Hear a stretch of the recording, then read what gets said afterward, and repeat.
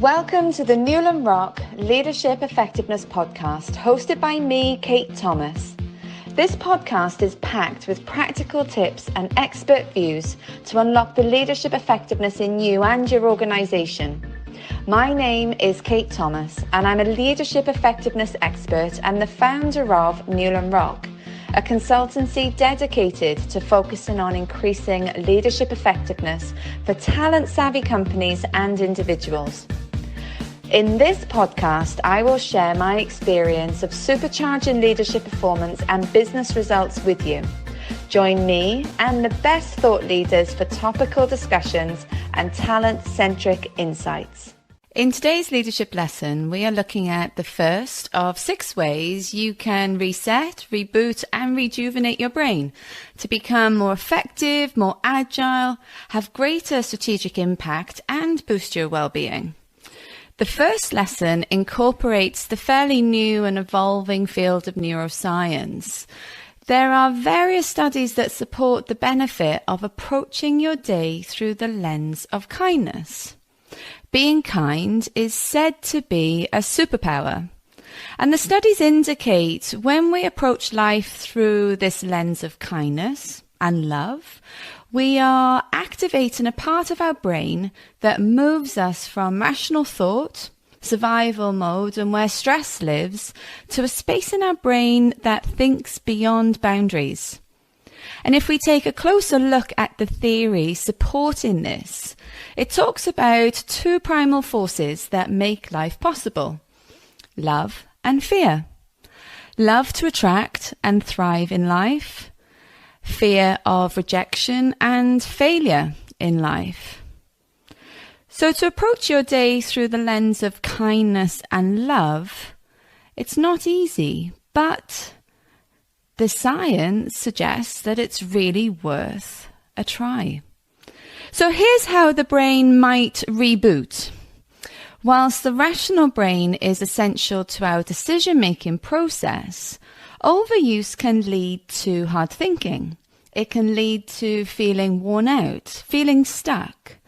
Overuse of rational thinking, it literally stunts leadership effectiveness because it stops leaders from moving forward. The theory points us to consciously focusing on reducing the use of this rational side. We therefore need to find ways to short-circuit our thinking. And I've incorporated these newer techniques into my executive coaching work, and based on what it is that I'm observing, leaders are making progress in many ways. Einstein is thought to have said, "The rational mind is of service to the intuitive mind." Therefore, you could say the ultimate power sits within our intuitive thoughts.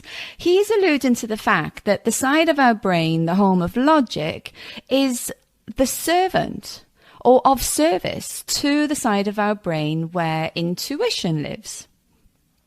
We all know that we need to use rational thinking. And it's not to say that rational thinking isn't effective, but to bring our vision, our ideas, our breakthroughs to fruition, rational thinking and logic, it's what implements the idea. But if you start your idea, your vision, and the ideas for what's possible, if you start that planning from your rational brain, it's very likely that what's possible, the forward-focused ideas for you and your leadership impact, those ideas, they won't see the light of day. What's possible gets clouded over by rational activities. And I see this show up countless times when I'm assessing leadership effectiveness. And through coaching, the key is to identify ways to intercept this way of thinking.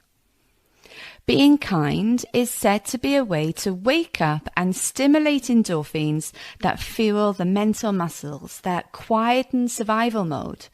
And in this mode, we are drawn to rational thinking. So based on my observations, being kind first means you flow in your leadership instead of freeze in your thinking.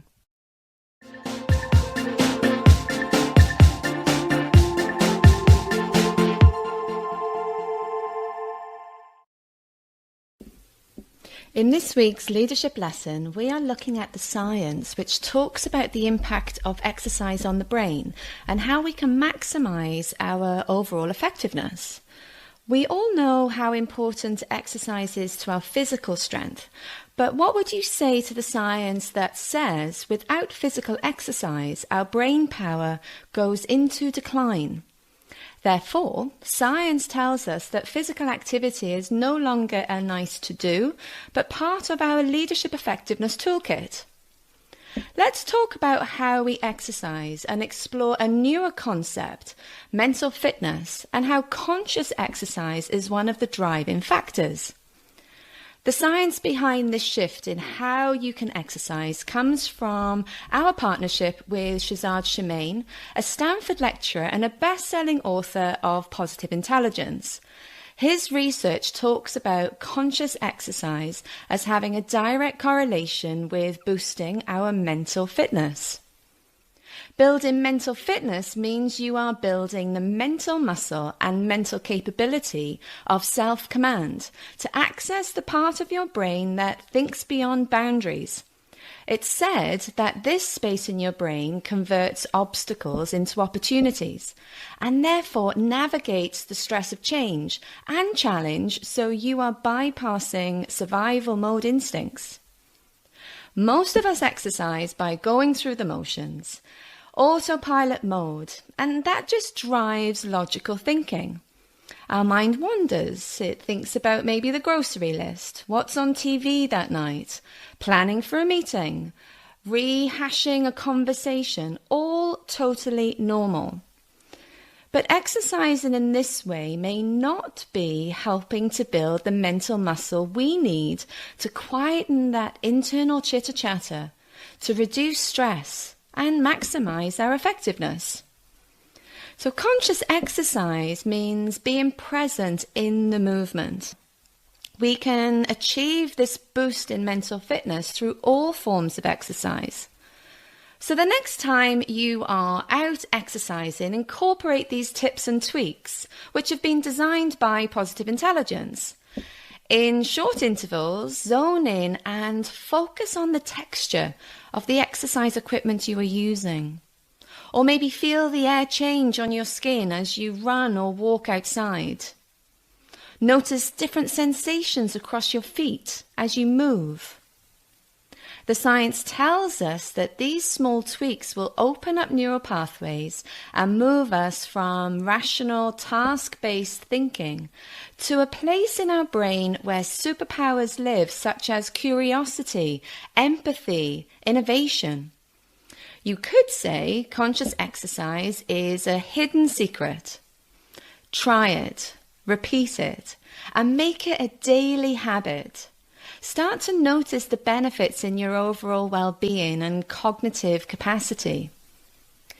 If you are curious and want to explore mental fitness as part of your leadership development focus, get in touch with the team at Newland Rock and hear about our one-to-one and group program.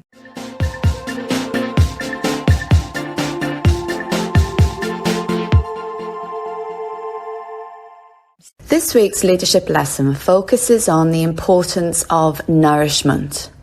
To nourish is described as providing your body with what is necessary for life, growth, and good health. And the number one factor is to eat well.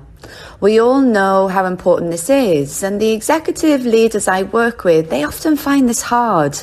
A vicious circle of feeling stressed and busy leads to grab-and-go eating culture. And many of us will raise our hands and say, yeah, that's just the reality. We are short on time.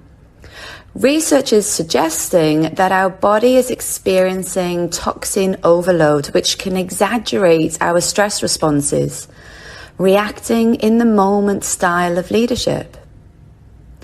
What can we do about it? Eat better? Sure. What about leading a nourished life? What does a nourished life look like? Modern day living, thinking and deciding from the rational survival brain can mean that many of us don't stop to observe what is going on within us or around us. We're on the move cognitively and physically, therefore we skip over a fundamental step towards being nourished in ourselves. How often do you physically stop? When do you stop and do nothing apart from connect with what's going on in you? Try it. Start your day with a pause, maybe a few extra minutes in bed, making that connection with your body before you physically move. Think as if you are scanning your body from top to toe, noting what's going on in you. The pace of leadership living means we don't notice the signals in our body and that our body is continuously talking to us. We know our brain's purpose is to keep us alive and healthy. And according to neuroscientist Lisa Feldman Barrett, our brain continuously tracks what our body needs, such as how much water and other resources, how much is actually available at any given time. And she talks about this as our brain using a body budget. So when levels get too high or too low, our brain sends out a signal to get us to take action. For example, you're thirsty. You have a drink. The research indicates that our internal messages aren't always clear, and sometimes we confuse signals from our brain as stress or anger, and that can interfere with how we respond and interact with what's going on around us. When the brain detects stress and anger, the science tells us that it leads to survival mode thinking, where we're being rational, logical in our decision making. From a leadership perspective, this can limit our ability to be agile, future-focused, and aspirational. Understanding how to do a body check is a valuable leadership effectiveness tool. Take some time to pause. Ask yourself, what sensations are present right now? What emotions are creeping in right now? Resist the urge to judge yourself. Just gain clarity. Just gain awareness over what your body is telling you. Learning to get better at reading our body to meet your needs can enable you to ensure you are leading at an optimal level. Leaning into you becomes an essential leadership effectiveness tool. And this simple stop to check in is a habit worth forming. It's a simple tweak. It's quick. In your morning routine or before a leadership meeting, take a moment with yourself before you let the environment in. And this simple moment, this simple tweak, gives you the information you need to approach your day or the meeting ahead in the way that will serve you and your leadership impact the best. It's about supercharging performance and acknowledging you first. Ask yourself 3 simple questions. How nourished does my body and mind feel right now? What does my body and mind need from me today? And what can my body and mind do today? These questions provide you with information to decode how you need to show up for the day ahead. Give it a try and let me know how you get on.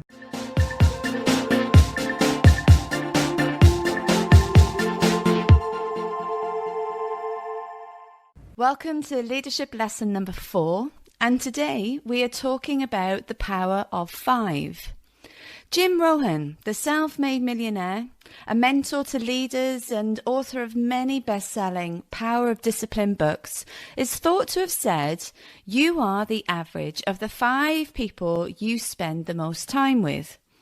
And when I combine this statement to one of my favorite behavioral science quotes, which is that your behavior is a function of who you are as a person in the situations you put yourself in, this combination, it illustrates the importance of self-awareness and targeting the right relationships as being key to leadership effectiveness and maximizing impact. The leaders I coach, they gain a deep level of clarity regarding who they are as a person, what makes them tick, and the value they want to bring. And when you align this insight with a focus on their relationship impact, our coaching moves to being deliberate about their network, who they connect with, and who they have around them. Leaders then experience the power of 5. A combination which sees them accelerate. This leadership lesson highlights the importance of being strategic about how you build relationships at work. But it's not only about work. Think about the power of 5 as a relationship ecosystem. If your behavior is a function of who you are as a person in a situation, start to get laser sharp about the situations that set you up for success, along with identifying the people you spend time with and how they make you feel. The key to leadership effectiveness is connecting with the right people and putting yourself in the right environment for you. Who you connect with, what that connection stands for, and how it adds value to you is critical. As you start to be more proactive in this pursuit, reflect on the environment you put yourself in and the impact it has on you. Try a who do you know audit. As life changes, what's important to us changes. So are you aligning yourself with people that fulfill you? Or are you in autopilot and spending time with the connections and networks of old? Challenge yourself today. Audit who you spend the most time with and start to identify the 5 people who bring you the best in yourself. And reference back and start to see the connections that you're making about your own networks and how you spend your time. Make your relationships in and outside of work for you. You may start to notice a theme appear, and no doubt there will be relationships that no longer serve you. They no longer serve you because who you are and where you want to go may have changed. And when this presents itself, you have an option. You either remove yourself from what no longer serves you, or you build the mental muscle to navigate it. If you're curious and you'd like to understand more about how we approach our executive coaching at Newland Rock, then get in touch.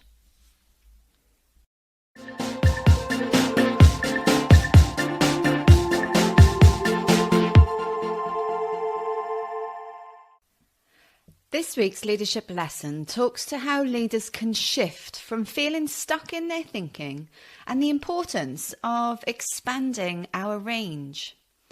When people feel stuck in their career or in life in general, one reason I observe with the leaders I coach is they aren't doing enough to satisfy that part within their brain that needs to feel growth. As human beings, we need to feel as if we are evolving in some way, and for many leaders, this means learning something new. The research tells us that people with a growth mindset are more likely to be able to overcome obstacles and challenges and look for the reframe or learning opportunities, which ultimately leads to increased career success. A growth mindset sees failure as a form of learning and assumes that everyone can grow and change through experience and practice. Therefore, to maximize your leadership effectiveness and shift from feeling stuck, respond by being curious about everything. For example, there is evidence to suggest that less successful people read mostly for entertainment. Those at the top of their game are avid readers of self-improvement books. Having a willingness to keep learning is a key characteristic in becoming a more effective leader. And this talks about tweaks that we can make to ensure that our thinking and our perspective expands. So what are you already doing that you could dial up and do differently? What can you learn to do differently in a way of improving your impact? And what can you do to shake up your daily agenda? Think about the adjustments you can make to your routine, and maybe think about how you create space that's just for you in order to explore and expand the opportunities available to you. The trick to rebooting and expanding that part of the brain when life is already chaotic and challenging is about reframing what is going on around you. You reframe and you expand. Think about building your mental fitness by being extra curious this week. Explore what you are already doing with a fresh lens. Literally, turn it on its head. How else could I view this? How else could I think about this? Challenge yourself to think things differently and enjoy gaining that fresh perspective.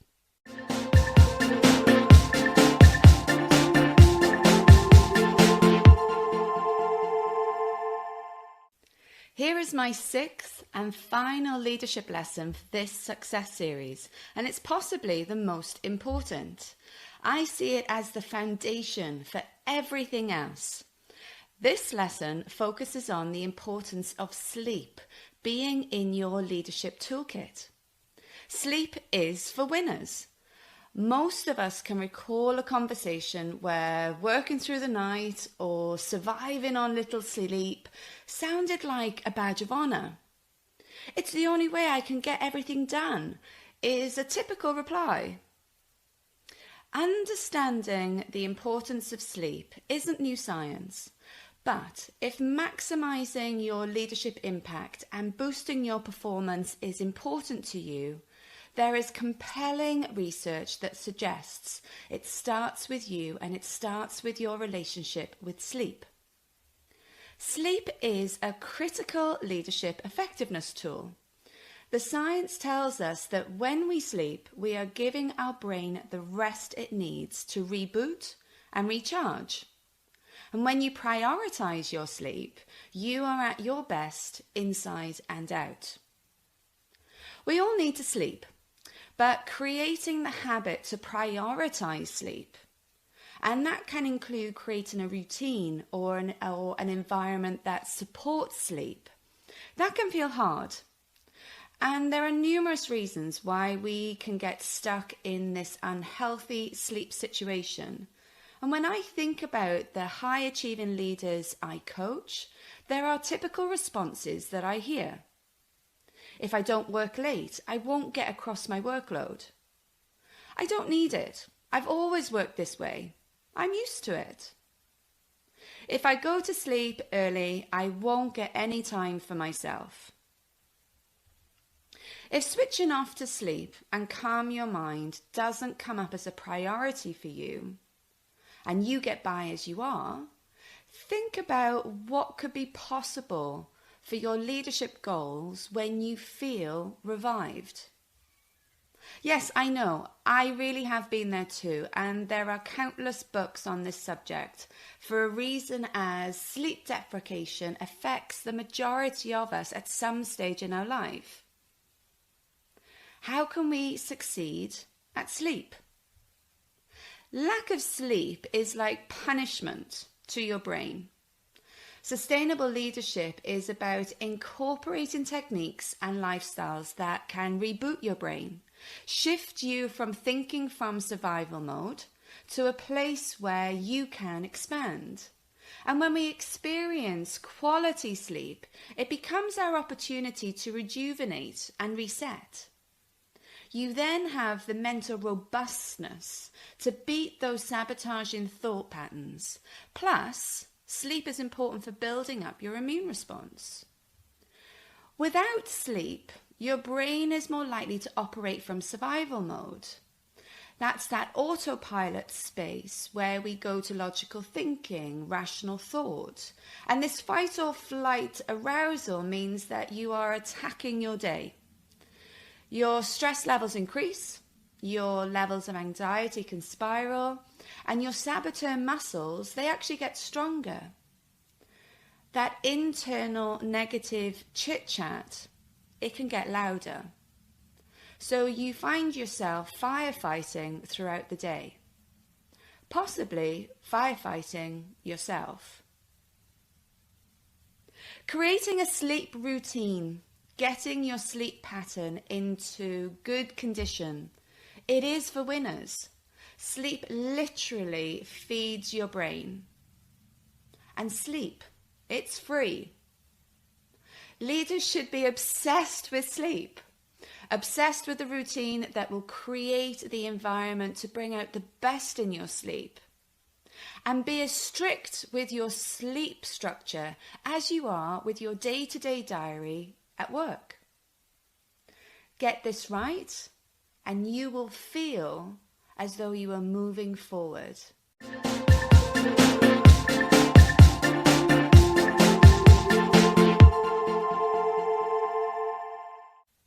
We often hear sleep experts talk about common lifestyle triggers that can disrupt our sleep. And there are 3 triggers in particular that I hear come up from the leaders I work with.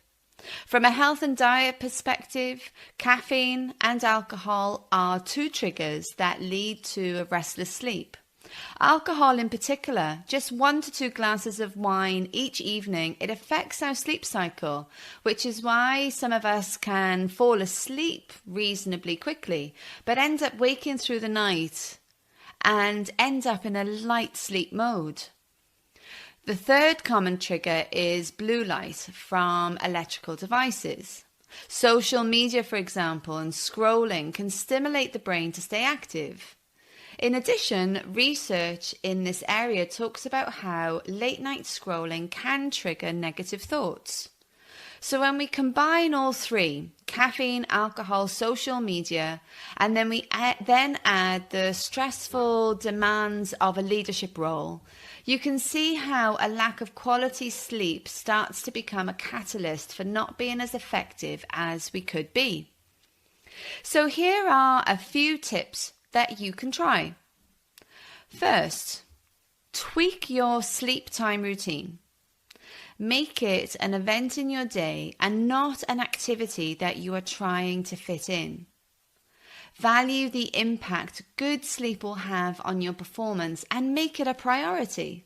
It can be the most indulgent, calming, and relaxing event of your day. Treat it as critical time for you. Try a warm bath or a warm shower before bed, and it's a way of stimulating the vagus nerve, which helps to calm down your central nervous system. It also signals to you it's a time for sleep. So create a routine that includes a signal to the brain that it's time to unwind. If you wake up in the middle of the night and you find your mind spinning and overthinking, one technique to try is counting backwards, slowly, from 5 to 1. This can help to interrupt what's on your mind. It's a way of drawing your attention and focus to a space where you have greater control over what you think. By doing this, you are connecting with the prefrontal cortex that enables you to shift your thinking patterns. Ultimately, it's about reframing sleep as a critical leadership effectiveness tool.